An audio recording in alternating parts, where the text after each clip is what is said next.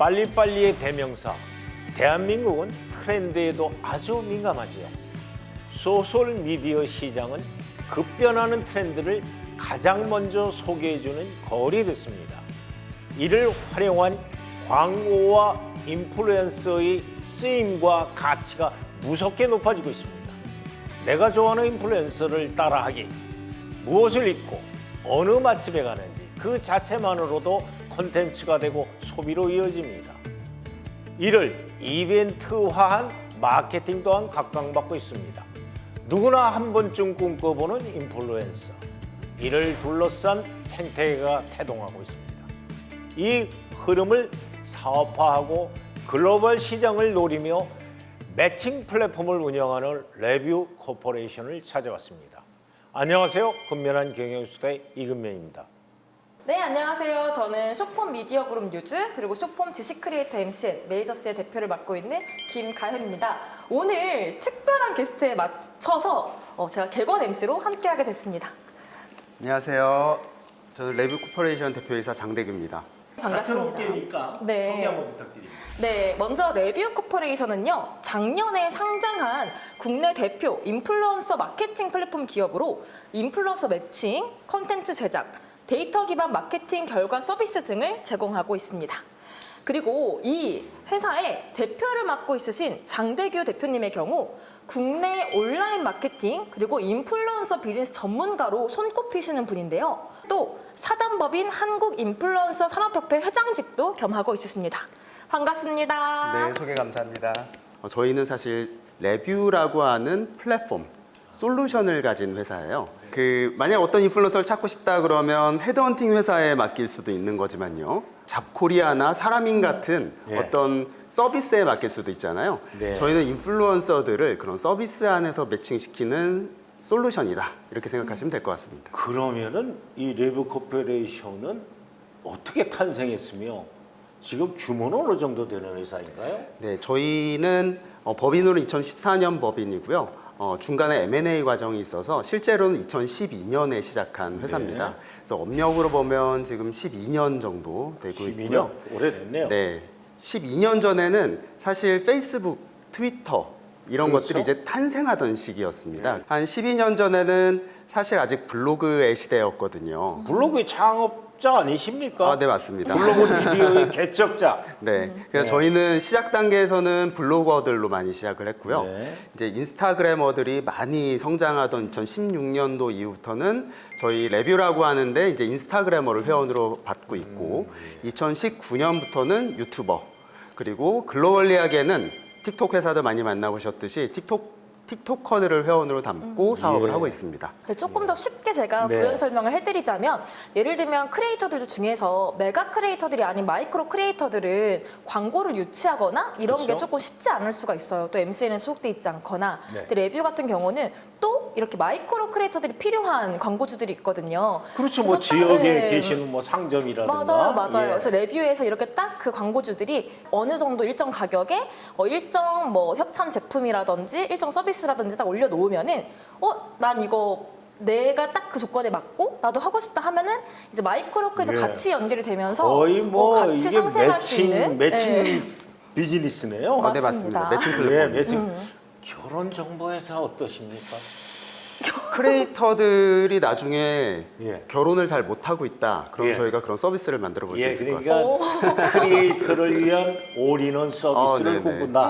맞습니다. 예, 네. 뭐 양성, 육성, 성장, 지원, 심지어 매니지까지. 지금은 사실 그 영역을 다 커버하고 있지는 않습니다. 예, 이게 네. 앞으로 갈 길이다. 맞습니다. 앞으로 갈 예. 길은 그쪽으로 가게 될 것 같습니다. 그러면 도대체 이 회사의 수익은 어디서 가져옵니까?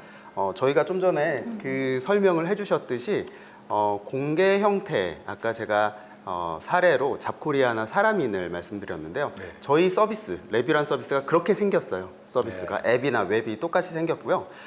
인플루언서를 찾고자 하는 회사가 공고를 올리는 서비스입니다.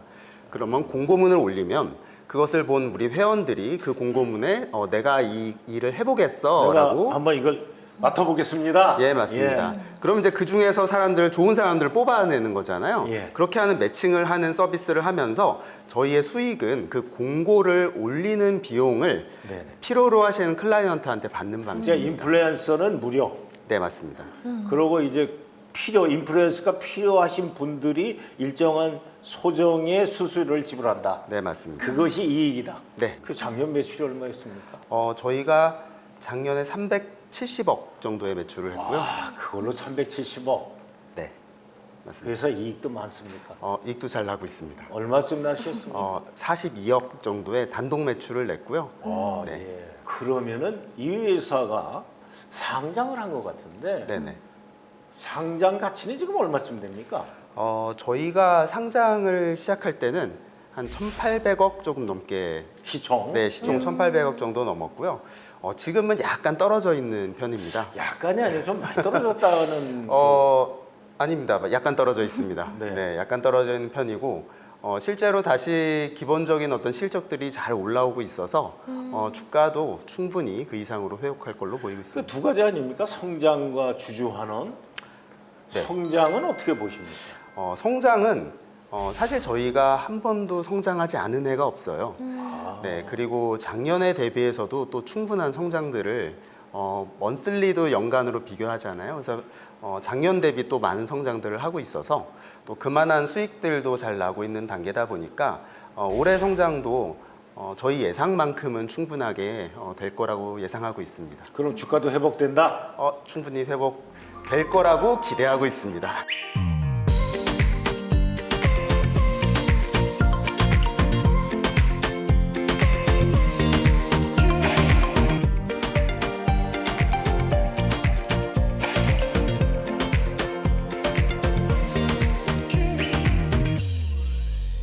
그러면 그 클라이언트를 확보하는 방법 네.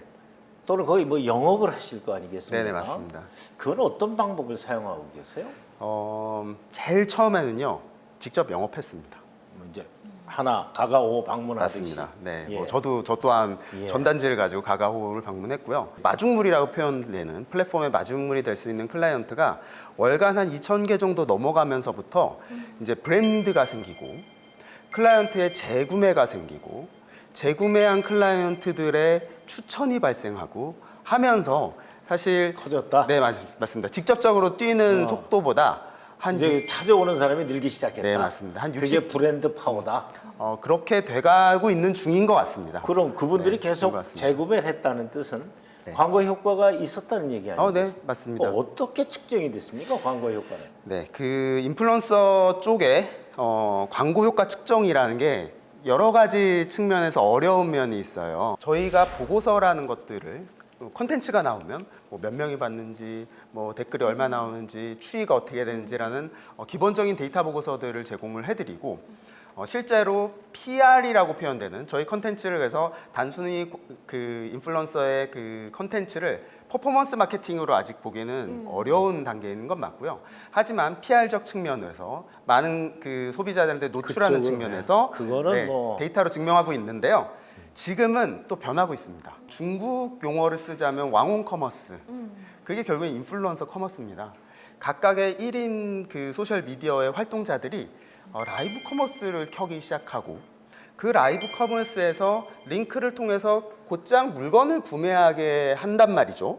이게 결국엔 중국이 먼저 넘어갔고 동남아시아가 지금 계속 넘어오고 있고 그건 우리의 미래이기도 하고요. 한국에도 오고 있습니다. 예. 그래서 결국에는 인플루언서를 활용한 비즈니스가 정확하게 퍼포먼스를 체크하는 그 성과를 어떻게 측정하느냐는 그 단계로 넘어가면서는 정말 가시적으로 보여주게 될 것 같아요. 그렇다면 인플루언서와의 파트너십이 굉장히 중요한데 네.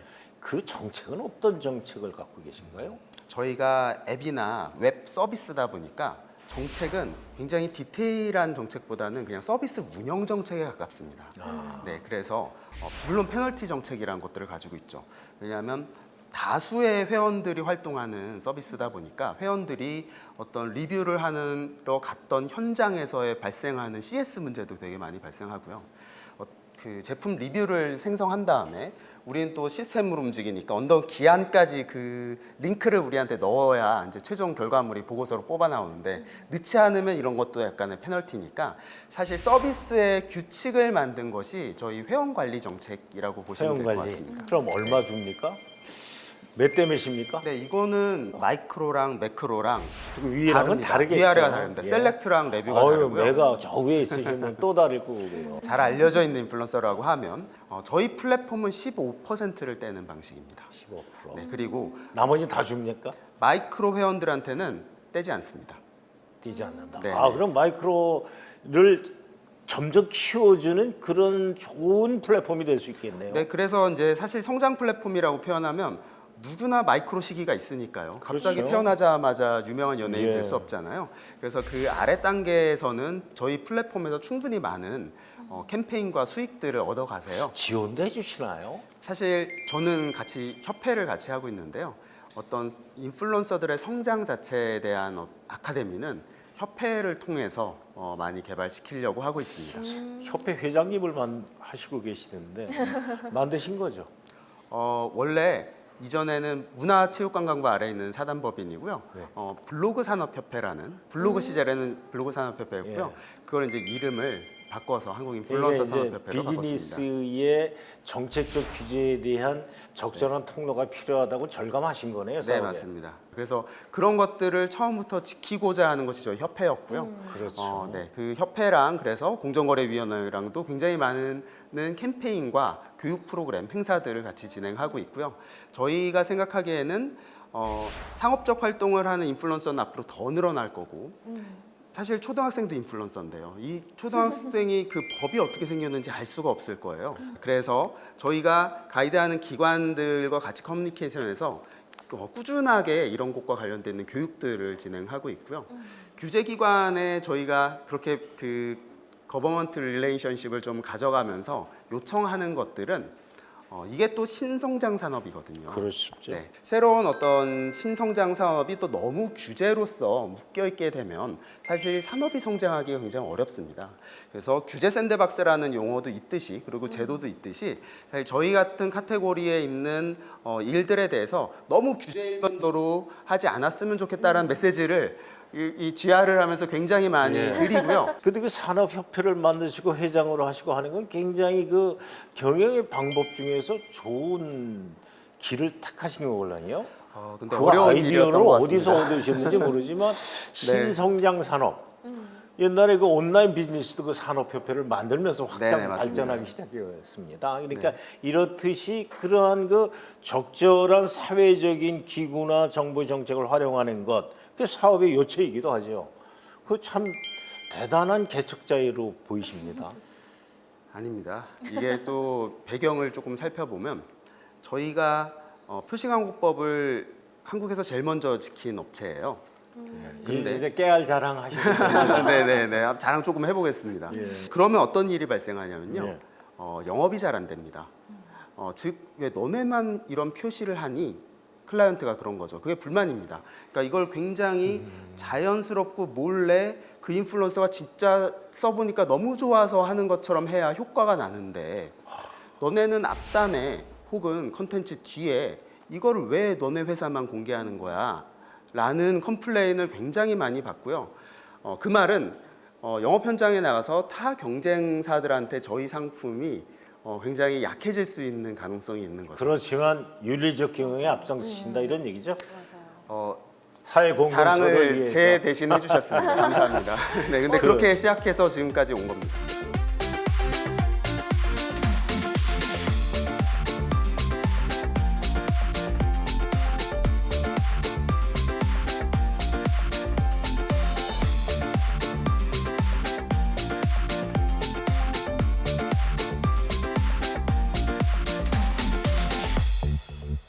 국내 시장의 지금 상태는 뭐 계속 성장하겠습니다만 네네. 지금 어느 정도의 상태에 진입했다 이렇게 보시나요? 만약에 시장에 진입기, 성숙기, 뭐 아주 그냥 2차원적으로만 아닌다면요. 진입기를 지나가고 있는 것 같습니다. 아직 성숙기를- 진입은 네, 됐다. 진입을 해서 성숙기 전 단계 정도 있는 걸로 봅니다. 성장기의 초입에 들어가고 있다. 네네, 맞습니다. 그럼 지금 시장은 점점 커지겠네요, 우리나라도.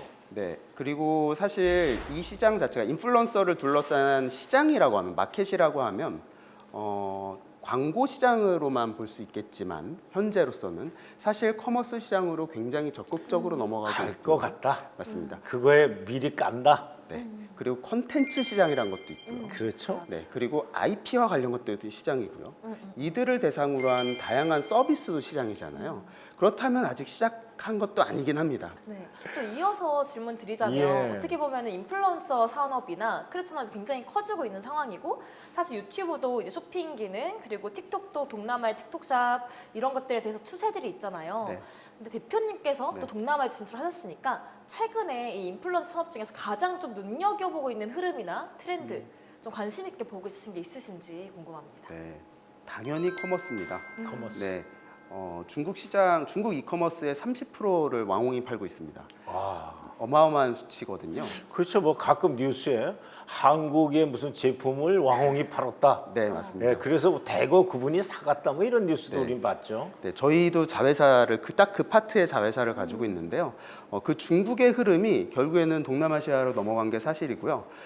2, 3년 전부터 결국에는 동남아시아에 있는 많은 저와 같은 IT 창업자들이 결국에는 틱톡 베이스의 커머스를 볼 수밖에 없고요.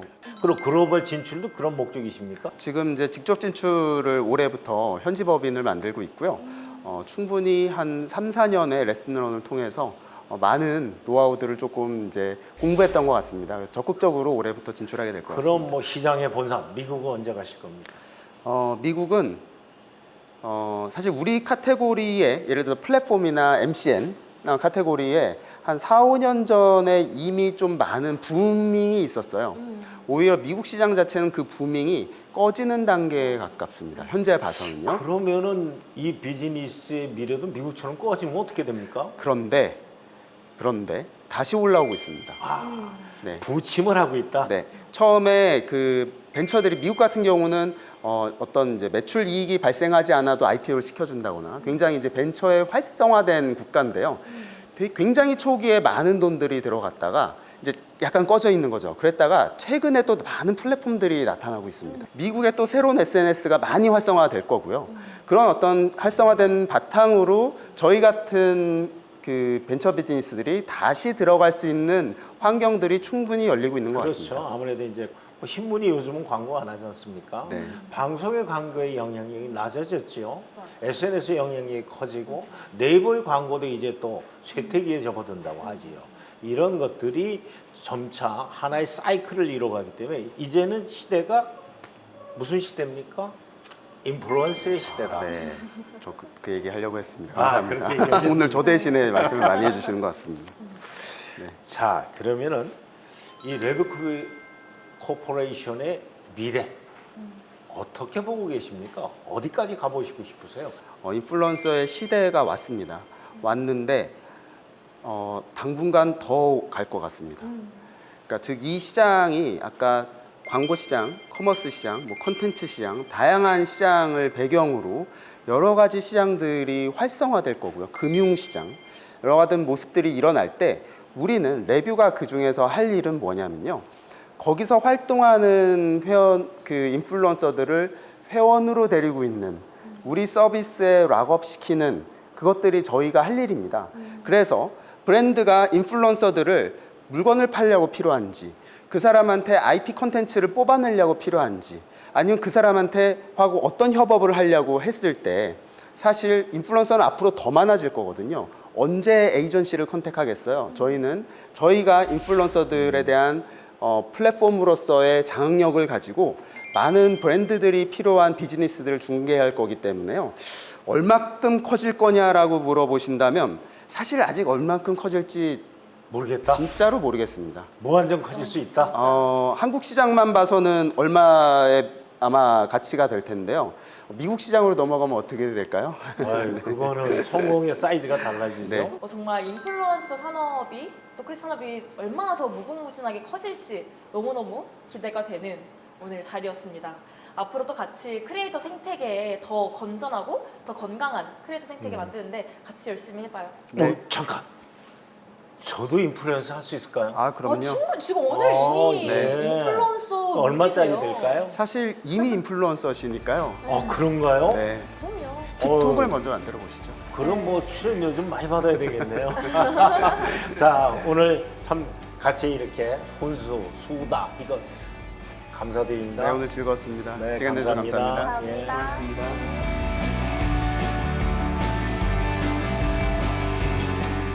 레뷰 코퍼레이션은 신호등입니다. 직진 초록불이 켜져 있지요.